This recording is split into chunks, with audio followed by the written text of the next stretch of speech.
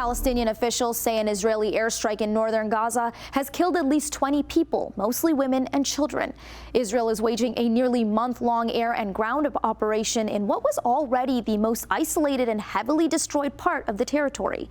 Palestinians fleeing the area recount how they've gone for weeks hardly eating, with no food aid entering the area since Israel's assault began. Meanwhile, in a surprise announcement, Israel's PM dismissed his popular defense minister.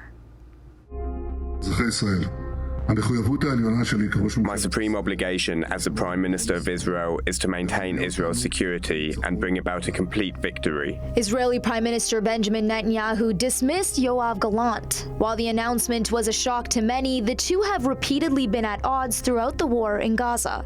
In the midst of a war, more than ever, full trust is required between the Prime Minister and the Minister of Defence. Unfortunately, even though in the first months of the campaign there was such trust as well as very fruitful work, during the last months, this trust between me and the Minister of Defence has cracked. Netanyahu appointed Foreign Minister Israel Katz to take over as Defence Minister. Gallant wrote on his X account earlier that the security of the State of Israel always was and will remain my life's mission.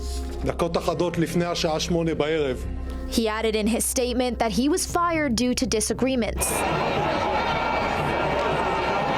The move sparked a protest in Tel Aviv. This is ludicrous. The whole government should go home, should go actually to jail. They are traitors. They are betraying the hostages. But it wasn't the only protest in the city.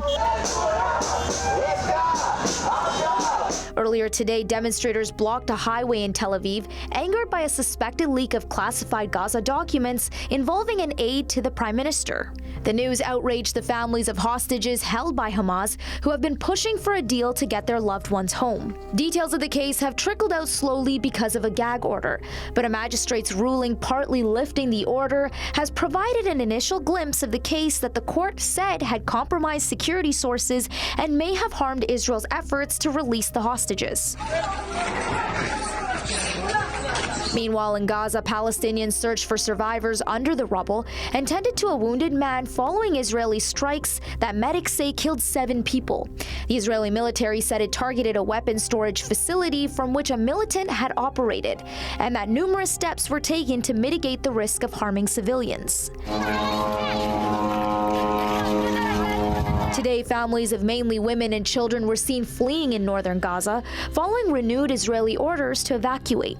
According to a World Health Organization official, more than 100 patients, including children suffering from trauma injuries and chronic diseases, will be evacuated tomorrow in a rare transfer out of the war-ravaged enclave. But the World Health Organization adding that it's not enough and that they need a sustained medevac outside Gaza, with 12,000 people still waiting for a transfer. Ahead